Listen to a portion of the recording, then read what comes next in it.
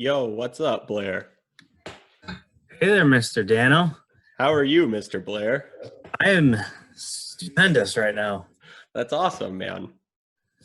I am slightly nervous, but I will do my best. That's okay. So, what's new with you guys in the world of lockdown in Wisconsin? Not too much, honestly. I get a little bit more sleep, and besides that, nothing. Okay. Running out of meat at the grocery store, but Okay. not too much, honestly. Nothing. A lot hasn't changed for us, fortunately. Well, that's good. Still How about running all you? the well, as of last Monday, the gym I've been coaching at since last June closed forever. Forever? Forever. So, Oh, yeah, so I applied for unemployment yesterday for the first oh time. my gosh. Dang, dude, I'm sorry to hear that. Oh, it's all good. We stopped classes the Tuesday they came out with the news that all gyms had to close. Mm-hmm. And then we went online as best we could, and then just a bunch of factors happened so that we ended up having to close. So I was like, well, I'm already home. I'm already interviewing people. I might as well go full send into this. There you go. Because all I do all day long is study for my NASM exam and take care of the dog.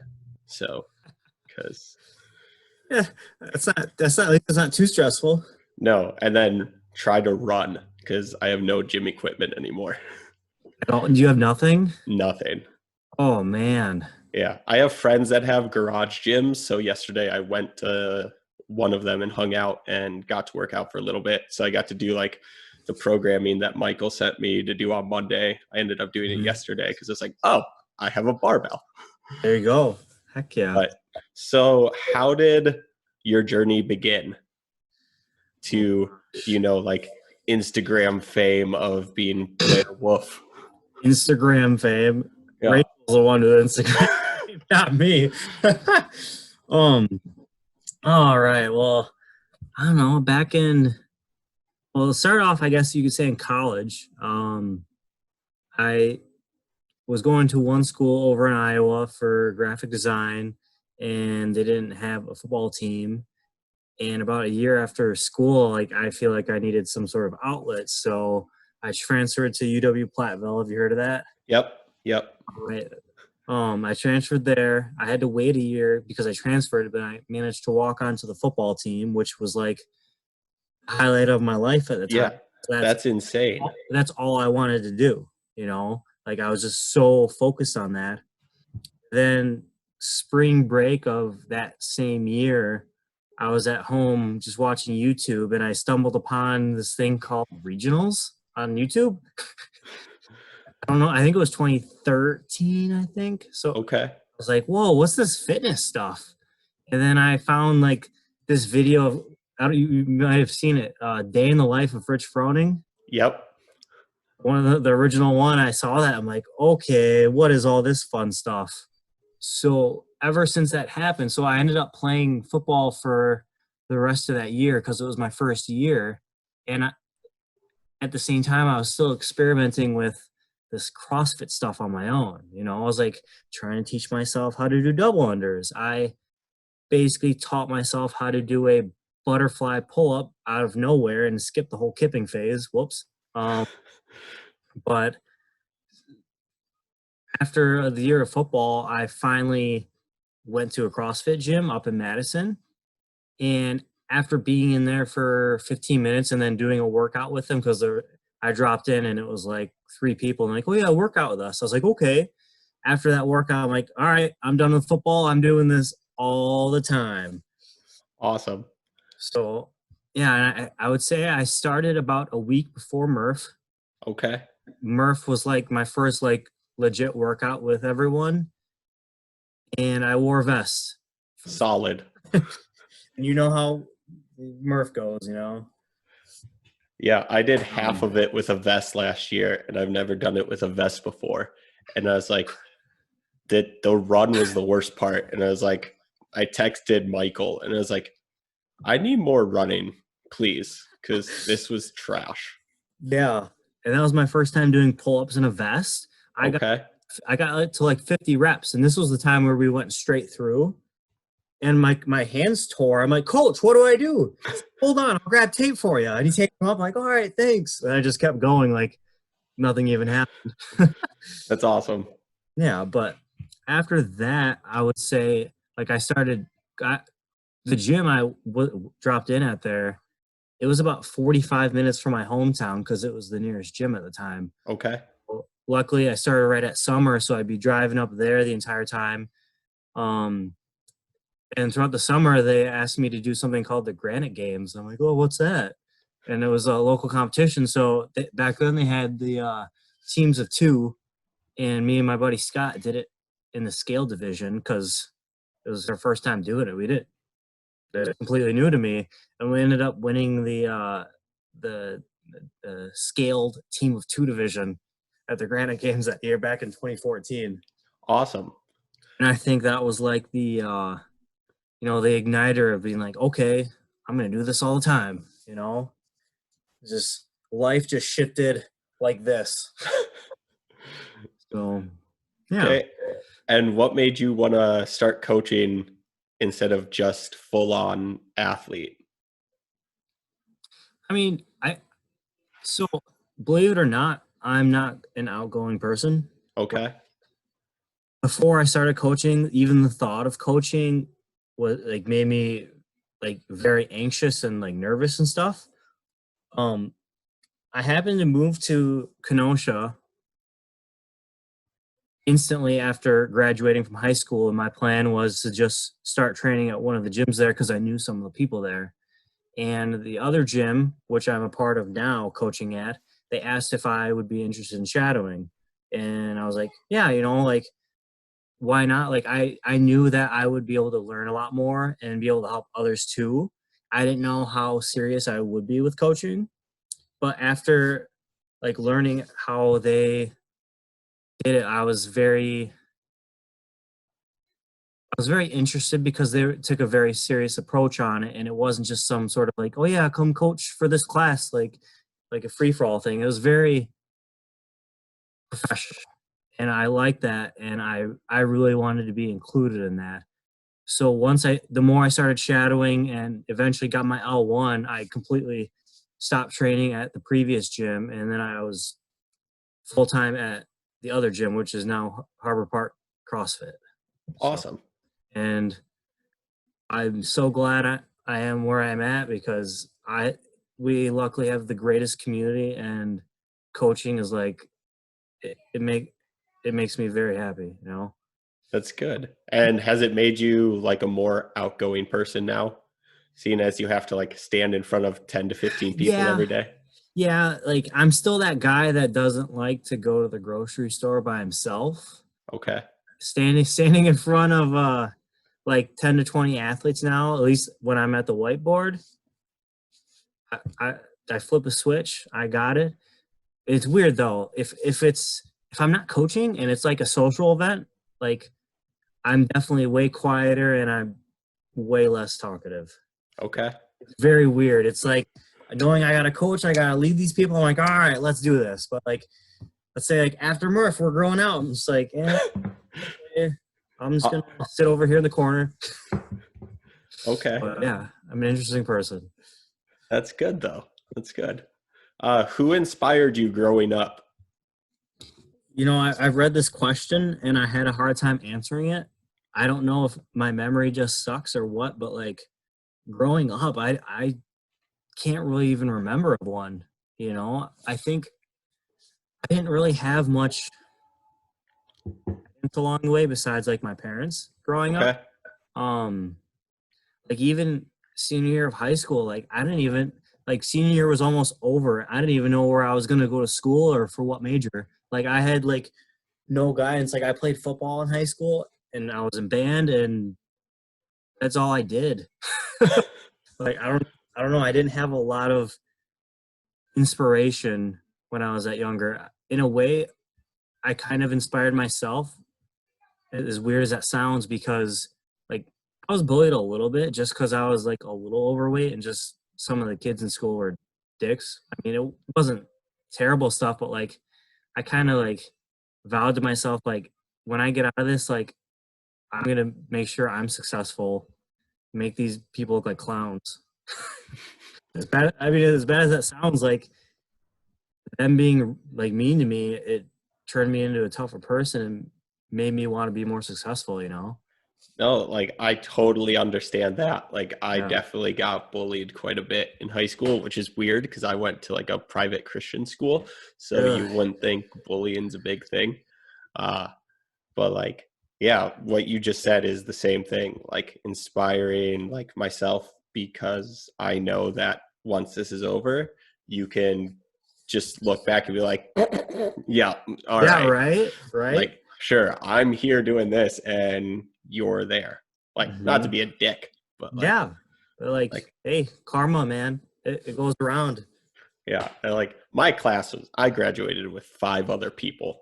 So You you had 6 people in your graduating yeah, class? it was Wow. ridiculous. This, Wow. and now like I'll go home and my mom's like, "Oh, I saw this person today," and I'll be like, "We graduated 10 years ago." Like, oh, Right. that's Right. cool. But Absolutely. going back to like training and stuff, who helped find this work ethic that you have now, that you go into the gym every day with a purpose and knowing that every day you're going to get better no matter how rough the workout is or challenging it is, or maybe it's something that you don't want to do, but you know that doing it will make you better? I would say a lot of that probably goes to my parents, especially my mom. Like, I'm lucky to have such awesome parents. Like, my mother is one of those mothers that every day growing up, she'd be like, I believe in you. You can do anything you put your heart to. Like, it'd be like the most ridiculous stuff. Like, we'd be watching a CSI show. Oh my gosh, I could totally see you being like an investigator or something. I'm like, what? Like, or it'd be something else, like like some like uh like architecture, or like, yeah, like I believe you could do this if you really put your mind to it. I'm like, I don't want to do that. But like I think like, because she constantly said that to me, she like really instilled it in my brain. So like when I'm training and stuff, I always, you know, I take that to heart. Like, if I give my best effort, like if I really put my heart into this, like the results will like speak for themselves, you know? Like Matt Fraser's hard work pays off. Like, he coined the term, but it's true, you know. Hard work does pay off. And nothing, and regardless of if you do it or not, no one can take that away from you after the fact, you know. So Awesome. Good answer. I yeah, like it. thank you.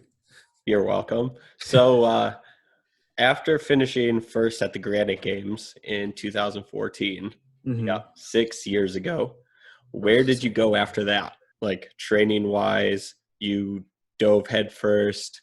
What was it? What did it look like back then compared to what it looks like now? So back then, it was tricky because that gym I was going to in Madison, I was only there for the summer, and then I would drop in on some weekends because I was still going to Platteville, and I still had 2 years left, I think, when I started. And of course, at Platteville, like in their gym, like it wasn't a bad gym, but like you couldn't do rig work, you couldn't do a lot of gymnastic stuff. So most of the time, I was doing a lot of strength work, and I was doing a lot of like the 5-3-1 program by like Wendler, Yep. like coach from my gym. Like, he would program that for us, and I would basically, I would say about 70% of my time was probably just doing strength work, and then just trying to do metcons when I could. Um, Okay. and that was for about 2 years. I basically did that, and like just whatever my coach would tell me. Once I graduated, though, I I was like, I didn't want to go back down to my hometown, because my hometown is like 3,000 people. It was 45 minutes away from the gym. I'm like, I don't want to keep driving to the gym. So I moved in I went to Kenosha. I moved in there. I started training at a gym. So, and I got a moving job actually. So Okay. I was working at a moving company, and I was trying to train like full time. I started following Icon Athlete by Chris Wheeler. Yeah. Chris is the man. I did that for about 2 or 3 years straight. So like my training went from like less strength into more classic CrossFit stuff, and I stuck onto that for I would say about 2 or 3 years until I met this guy named Mike Vespa. Yep. Everyone knows Mike. So after about training for Icon for a few years, I went to Mike, thanks to Mr. Robert Johnson. He's like, oh yeah, check out this guy, and Mike was willing to work with me. So at that time, I was at least competing regional wise. I was always close to qualifying, but I was those 2 years in a row, I was about 20 spots out, and I'm like, what do I need to do? Like, what am I doing wrong? I mean, the answer now was endurance work because I had zero endurance whatsoever. Started working with Mike. He prepped me up for the Granite Games like before it was a sanctional. And that year it was my best finish at like a big competition. I finished in 11th. Okay. Continued to work with him for another 6 months after that. And then since then, I've been kind of doing stuff on my own. Okay. Yep. I feel like I just went on a tangent there. That's totally fine. Tangents are fantastic. Tangents are good. Okay, noted. Yeah. Good. What's the training look like nowadays? I mean, or don't disclose any information you don't want to, but you, before the shutdown and all of the sanctionals got either postponed or canceled, you qualified and traveled to Canada for the Atlas Games. Ugh. And you qualified for the Rogue Invitational, which Good. I was going to try to convince my wife that we needed to take vacation to go down there because that would have been sick. That'd be the best one to go to, especially about how awesome it was to watch last year, you know? Yeah. And like I went to the Arnold 2 years ago and like visited the Rogue headquarters. Like going there just to watch a competition would be even more insane. Right. So now knowing that you can qualify for sanctionals and potentially get to the games, what is the next step that you're going to? It's tricky because there's so many sanctionals and there's the option of the open. At least right now, my plan, I've been doing a lot of engine work like almost every day. I'm going to really kind of put the pedal to the metal this year and see if I can try and qualify through the open.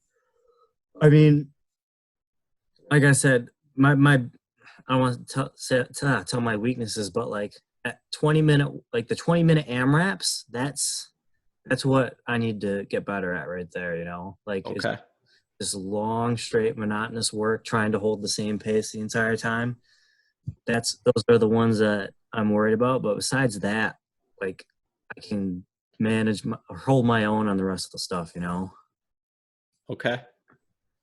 Like right now, since Rogue was technically canceled in person, we still have an online version in the middle of June. Okay. I don't know how that's going to work. There's still, I'm pretty sure I'm going to hear something in the next few days. Like we've had to sign some papers and stuff like NDAs. And essentially I feel like the only way it'll work for like them to do a live stream, like I feel like they're going to have to send a media person to each athlete competing and then maybe even a judge as well, because there's still a lot of money on the line. And like, if you want to like have a good live stream, if they want to have like a good of a year as last year and try and put on like a similar show, I feel like they're definitely going to need to send some people to each person. Here's the trickier part too. There's like one or two guys from like Australia and maybe a girl or two. And I'm just thinking in my head, if they're trying to live stream this all at the same time, I wonder what time they're gonna have to wake up to do these workouts at. If they do. Midnight workouts every Yeah, like time. I'm just thinking like, what are they gonna do? And oh yeah, and there's a few people in Europe, like I don't know. Everyone has to fly to some city in America and then do it. See, it was funky too because like they sent out a questionnaire to us asking what equipment we got, how much space we have, like just like a bunch of questions so that they could kind of like write workouts for us in advance and just kind of based off what we have. 5K run, 5K row, 5K swim, Ugh, I don't think I have to worry about swimming. everything. I don't even think I'd have to worry about running either because like they're like, do you have a 20 by 20 foot space? I'm like, yes. And I'm like, that means I don't have to run long distance. Okay. Unless they're going to send us all like air runners or something. I mean, that'd be cool. I wouldn't be opposed to that either. No, that'd be pretty cool. But yeah, I don't know. It's going to be whoever is programming it. I think it might be Spieler and Bridges because they programmed it last year, but Okay. they got their work cut out for them. That's for sure. Yeah. Armin and I were talking a couple weeks ago, and we were discussing how they're going to run the games because they made that media post about having it at Aromas, like in the ranch, which would be super cool.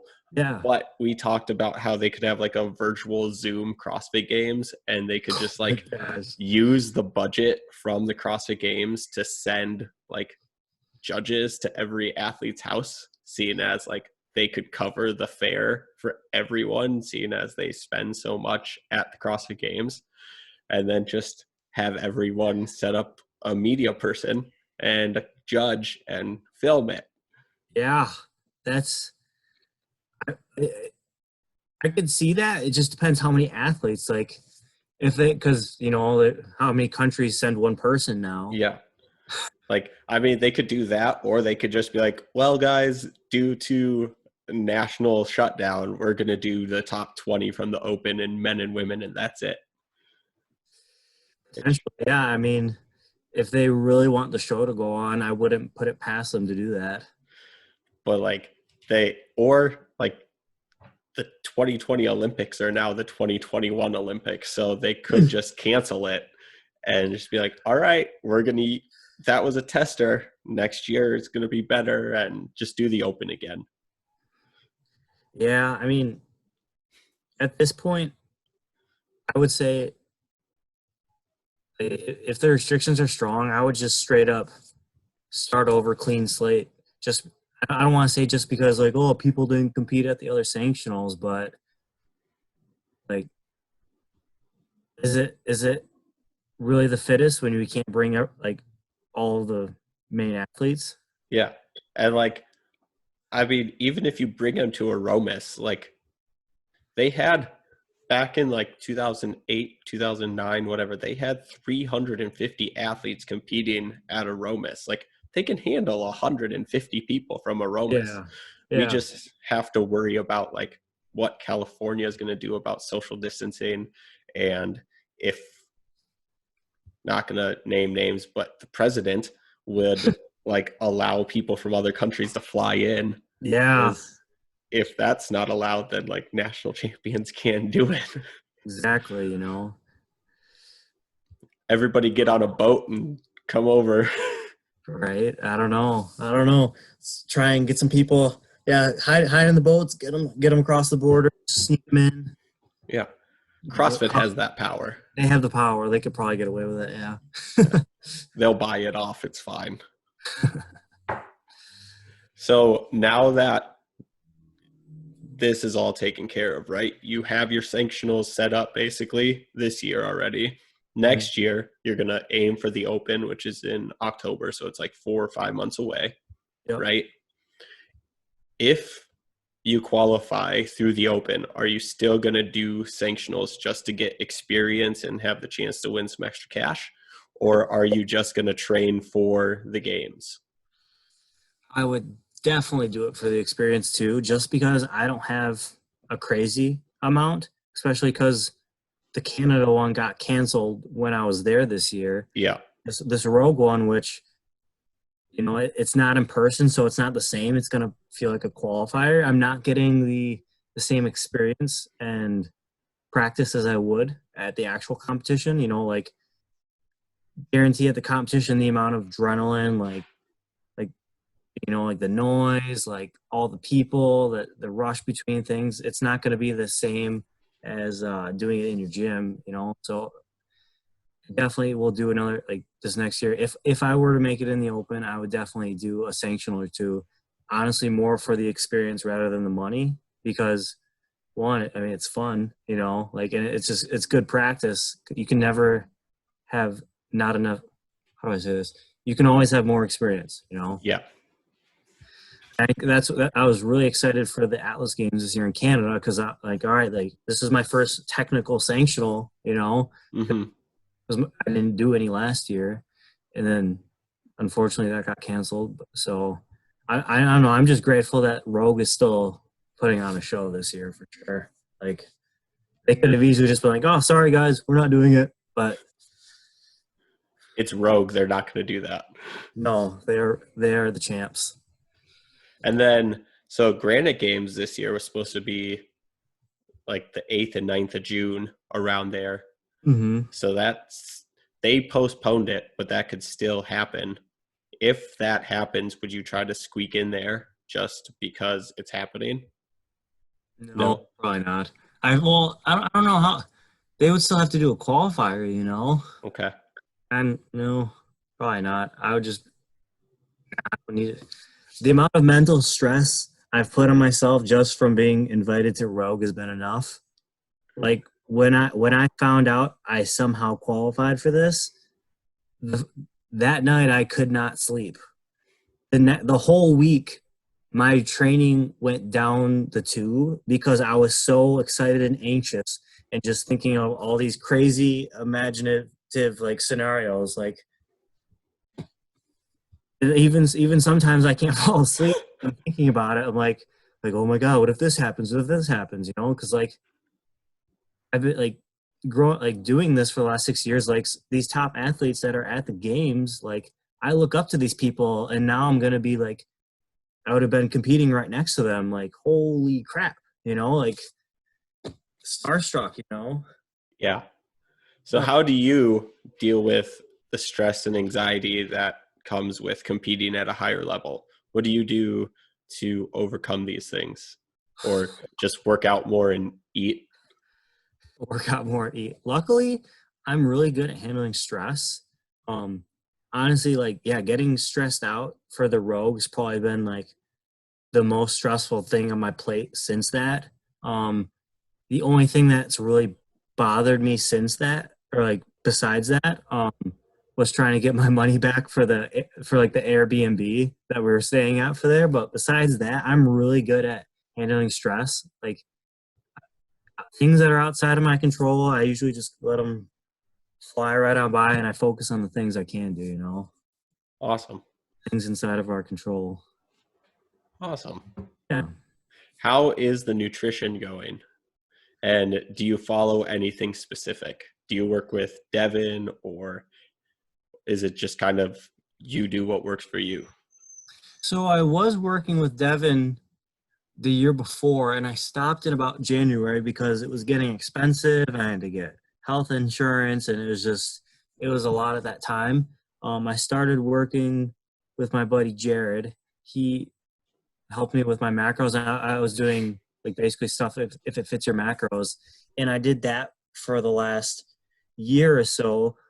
But I was kind of starting to do it on my own, and then not having him like guiding me through it. Kind of, I lost like what's the word? Like I didn't have the accountability, so Okay. kind of getting out of hand. I may have gained a few extra pounds. Um, but then recently, like a month ago, I started doing like the RP strength stuff, Okay. Renaissance periodization. They have an app.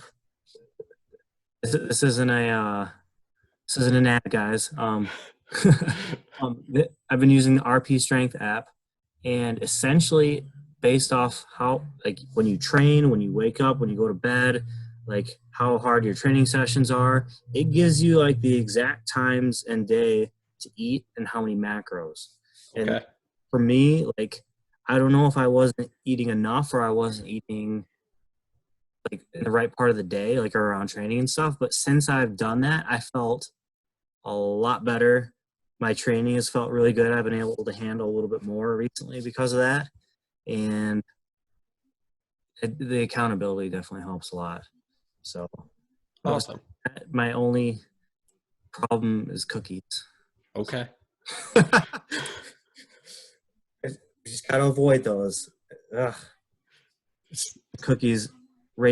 Someone sent Rachel some so she could promote them on her Instagram, and they're like these super gourmet, fancy ones. It's like a big cookie with like chocolate and peanut butter. It has an Oreo basically stapled into it. I may have had that earlier today. That's all right. I do have a sweet tooth. And having a sweet tooth in Kenosha is not always the best because there's that donut shop down there Yes. that makes the best Cyclops donuts on the face of this earth. Mike's Chicken and Donuts. Yeah, man. Bad news, they just closed down this year though. Well, they had past yes. tense the They best had. donuts. Oh, I've had plenty of donuts from there. They were amazing, but unfortunately they closed down too.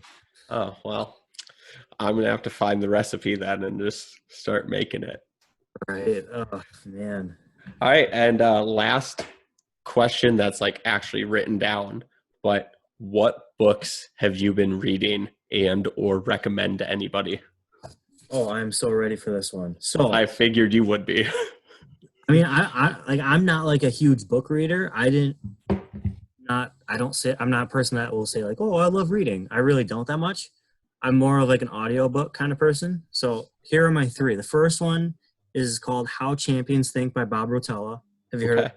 I have not heard of that one. So basically it's like the psychology of sports. Like honestly, he's talking about golf most of the time, like about 80% of the book. But like there's so many key takeaways about everything that you need to like to have the right mindset in terms of whatever you want to do. Second one is called Chop Wood, Carry Water by Joshua Medcalf. Have you heard?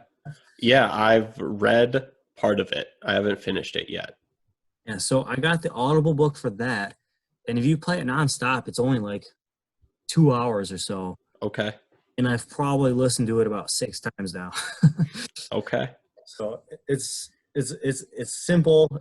It's got great life lessons. I definitely recommend it. And then the last one, I actually read in the book, not an audiobook, because it was so good, is Can't Hurt Me by David Goggins. Okay. He is a savage. He is crazy and awesome, and I love it. That's fantastic. Have you listened to that one? I haven't read it or listened to it, but it's on my list. Okay. I just finished Shoe Dog, the story of Nike. Okay. I've heard of that one. And like the story of what Phil Knight had to go through to get Nike to where it is now is like insane. Wow. Like selling shoes out of the trunk of his car to now like giving $100 million away to charity every year. Wow. So it's 13 hours if you listen to it. So like I would just listen to it every morning while I made coffee or took the dog out. So awesome. Awesome. Well, that's all the questions. So thank you so much for being on the podcast. You made it. You were so nervous and you made it. Look at that. I'm still shaking a little bit. Well, thank you so much, man. Yeah, absolutely. Thanks for having me. This is like my first invited podcast. I only invited because I forced myself into the gym one a few times. Yeah, we did one for the gym once and then we didn't do any more. So is there a story behind that, or is that just what happened? No, we just didn't do another one. Just didn't do it.